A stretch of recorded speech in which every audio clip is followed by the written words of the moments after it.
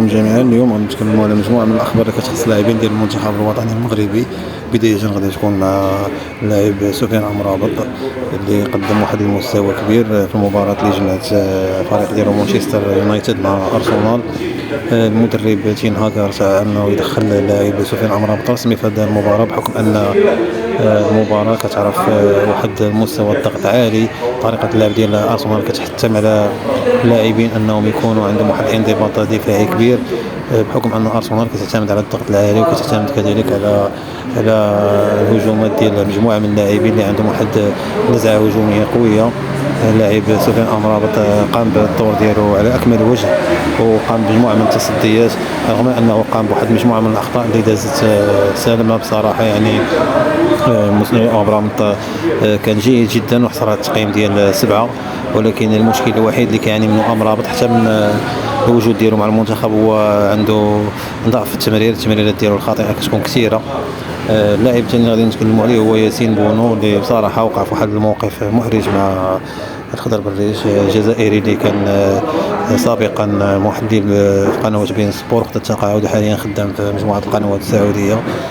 واحد السؤال بصراحه سؤال غبي جدا طرحوا على ياسين بونو ديال واش هذا اول لقب. ياسين بونو تفاجأ من هذا السؤال هذا، وكان واحد الرد ديالو يعني عفوي، قال له بصريح العباره الله يهديك نعل الشيطان الشريف، يعني مباشره ما كاين زعما يعني لف والدوران. خضر بالريش من يوم ما خرج من بين سبور قام بمجموعه من تصريحات القنوات الجزائريه، وجه مجموعه من الاتهامات بصراحه شكل صدمه لمجموعه من المشاهدين المتابعين المغاربه اللي كانوا كيعتقدوا على ان هذا واحد المعلق محترف اللي كان في بين سبور. ما عمرنا سمعنا منه شي كلمه ولا شي خروج عن النص. مباشره بعد ما غادر بين سبور بدات الحقيقه ديالو.